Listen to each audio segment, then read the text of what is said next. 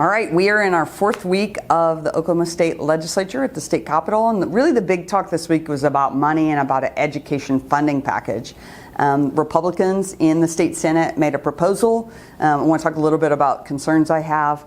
I've heard from a lot of people from the district already because this proposal would be funded through monies that right now are boosting our teacher pensions. So when the pensions were not in as healthy a shape, the legislature then started putting aside a certain amount of earmarked money to boost our pensions. So it's not just the money coming in from current educators and districts, school districts, it's also this extra money.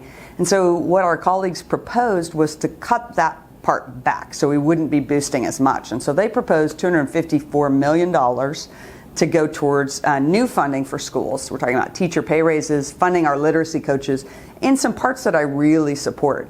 But my big worry is, number one, our retirees are suffering. They have been at the same level of retirement benefit for a long time. The promises we made to them in the past are not coming true because inflation has hit and they don't have enough money to cover that. They have only had like one cost of living increase in, I believe, more than a decade, and that really concerns me. Also, this package included $25 million more for private school vouchers. So that budget would go from $250 million to $275 million going to private school vouchers. Again and again, what we've seen is those vouchers go to people already in private school, and a huge percentage of those are making $250,000 a year or more. So we're talking about families that are fairly well off getting public money to go to private schools, and then we don't get any outcomes. We don't know what happens with those students. So I cannot support a package that includes voucher increases, and definitely am concerned about anything that undercuts our retired teachers. This package also highlights the fact that our budget transparency that's happened the last couple of years is not happening this year. The last 2 years we've had increased transparency where we had conversations in our committee, we had running spreadsheets to be able to show the public what decisions were being made as we go along, because the people should get to see what priorities are we setting, what are we focused on, and I'm afraid we've gone back to when these decisions happen behind closed doors. Again and again, my colleagues are talking about a tough budget year.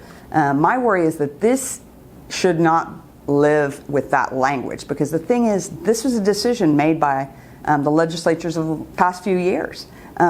My colleagues have cut $1.6 billion of taxes over the last several years.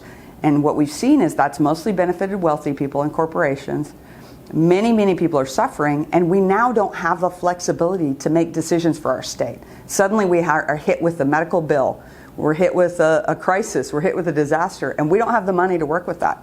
We still have a savings account, but we're talking about that money year in, year out that's going to help us make those decisions for a better state. So right now we're kind of in the dark, and we're not real happy with what we've seen so far. We'll continue advocating for a budget that makes sense for more Oklahomans, that makes sure every kid has access to a great education. We're very focused on reducing costs for Oklahomans, trying to make affordability a priority. Our child care system is in distress, and we can talk more about that soon. But basically, stay tuned. I hope everyone asks those questions because transparency matters.